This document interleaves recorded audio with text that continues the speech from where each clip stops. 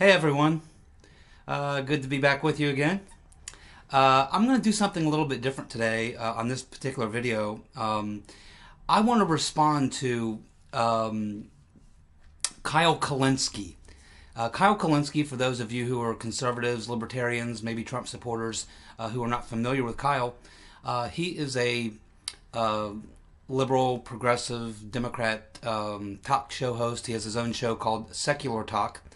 Kyle is a very intelligent, thoughtful, well spoken, um, liberal, progressive.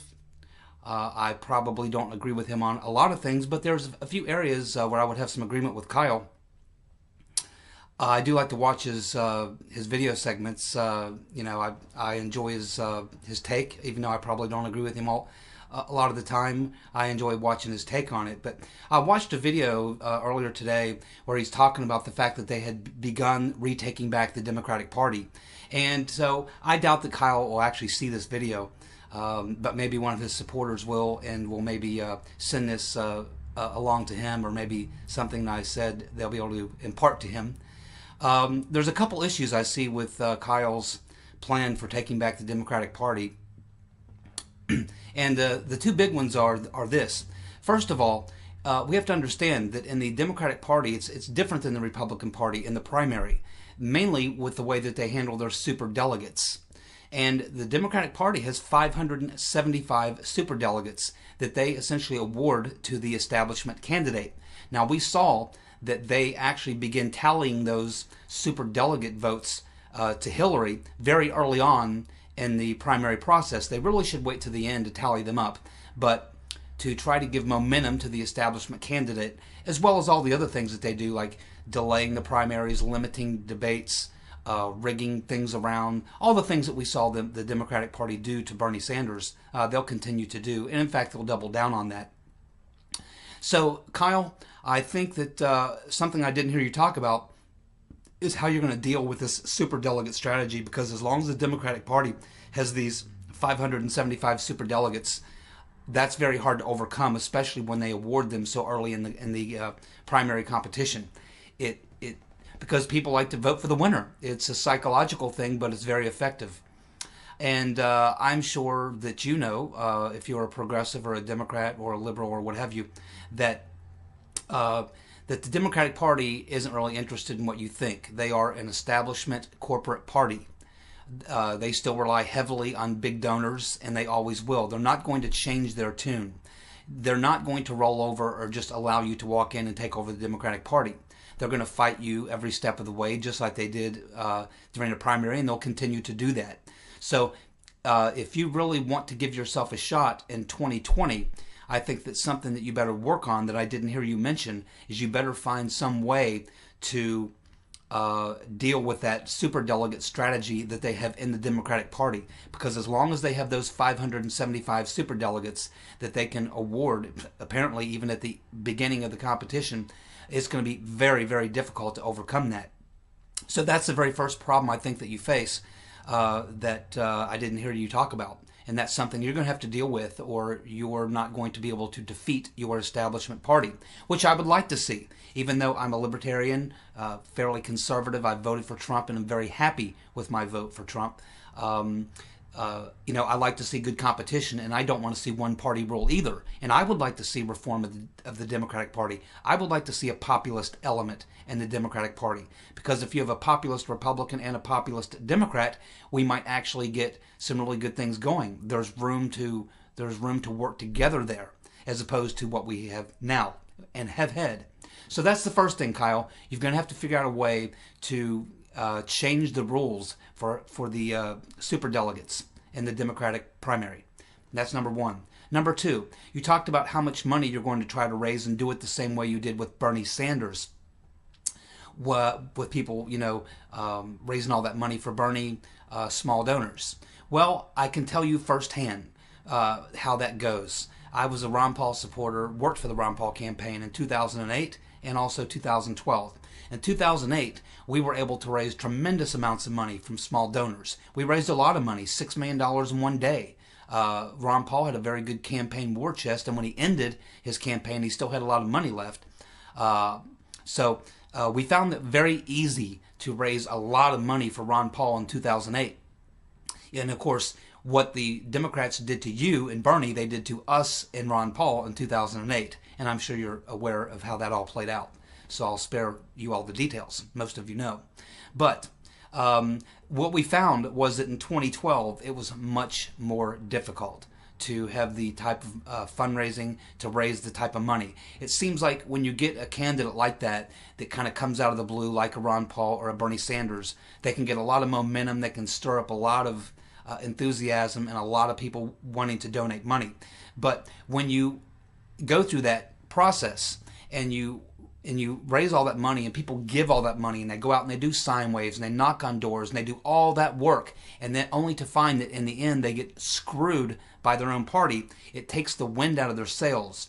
And then 4 years later, when you try to do it again, you just can't find the same traction for any of that, for any of the money raising or sine waves or anything like that. It's much more difficult to do it a second time around because people have had the wind taken out of their sails. They went through the process, they did it the right way, they raise all that money, and they get screwed in the end.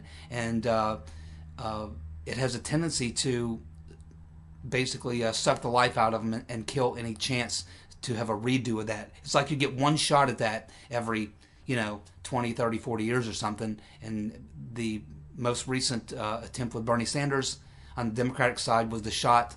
You took it, you gave it your best, you got screwed, period.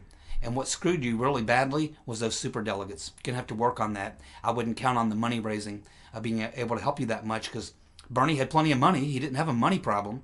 His problem was the system was rigged against him. And if you think that the Democrat establishment is going to do anything different, you would be sadly mistaken. In fact, they're going to double down. They're not very happy with what happened. They might have learned something from that, and they might not even allow a Bernie Sanders to even get a foot in the door next time.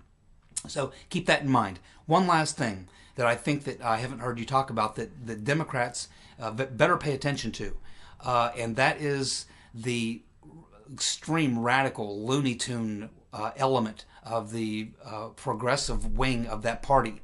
And we saw a lot of this on display during the inauguration. We see the identity politics and that type of thing, and it just does not play. I mean, it does play, I think, in the West Coast, maybe in New York, some of the big liberal cities, but in the South, in the Midwest, in the center of the country, in the Rust Belt, it doesn't play. Identity politics does not work. People turn it off. They don't want to hear it. And when you see these insane ramblings by people like Madonna and the speech that Ashley Judd gave, and you see these crazy, nutty people, you need to disassociate yourself from these people as quickly as possible. And I don't know how you get a handle on that fairly massive number of Looney Tunes that have attached themselves to your cause, but they are killing you. Because I can tell you that there are a lot of moderate type Democrats, Christian Democrats in the South, blue dog type, more conservative Democrats. There are a lot of Democrats who are not down with the identity politics, not down with the really ugly and nasty speech. I mean, look at these people when you see them on these marches. Look at how they act. Look at how they talk. Look at what they do. It's ugly. It's just ugly. And while it may appeal to the Looney Tunes in the party, the wingnuts, to a lot of rank and file moderate type Democrats in the center of the country, the Rust Belt, in the South especially, Democrats are just not down with that. Not at all. So you have a radical element in the Democratic Party that is going to cost you a lot of Democratic voters. They are going to move away because they don't want to be associated with that kind of garbage, and that's what it is. It's really ugly. And again, it may look fine to people, the activists on the West Coast or in New York or somewhere like that, but in the center of the country, the South, the Rust Belt, the moderate Democrats are not going to want to associate themselves with that kind of garbage, which is what it is. So, these people are killing you. Madonna is not helping you. She's killing you. Ashley Judd's speech did not help you. You lost a lot of Democrats who saw that speech. That was just disgusting. You see the riots, and you're attached to all this. The progressive Democratic movement is attached to Black Lives Matter. They're attached to the identity politics. They're attached to all these protests against Trump, the Russia baiting, and all these other things. This is all just garbage, and most people realize it. But that's what you're hanging your hat on. These are the people that you think are going to take over the Democratic Party. Well, the establishment of the Democratic Party is not going to elect these wingnuts and Looney Tunes take over the party. This is not going to happen. In fact, I'm surprised that they haven't tried to disassociate themselves from that. But since this is kind of a message to Kyle and the people who watch his show, Kyle doesn't strike me as someone who would be a part of that. He strikes me as being a common sense type of liberal progressive Democrat, and so those are the three areas where I think that you're really going to have to go to work if you're going to try to rebuild your party in a more populist type of movement. You're going to have to deal with the super delegates. You're going to have to get rid of that system, or it's going to fuck you again in 4 years. You're going to have to find a way to get a handle on the radical elements of the progressive left movement, because that's killing you as well. It's going to cost you a lot of your normal Democrat voters who are normally there. That's not even trying to bring people over from the center, the independents. And these independents, who are the largest group of people, voters in the country now, a lot of these independents, they're not part of that radical social justice warrior type identity politics. They're not part of that. It looks ugly to them too. So these are the real challenges you face if you want to take back the Democratic Party. So just my thoughts on the subject. Hopefully Kyle gets this message, or one of his supporters. But I enjoy watching Secular Talk. I'll continue to do so.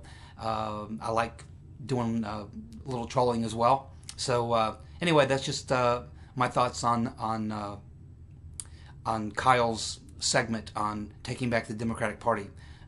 Good luck to you. You're going to need it, but you're going to have to focus on a couple things I just pointed out, or you are dead in the water.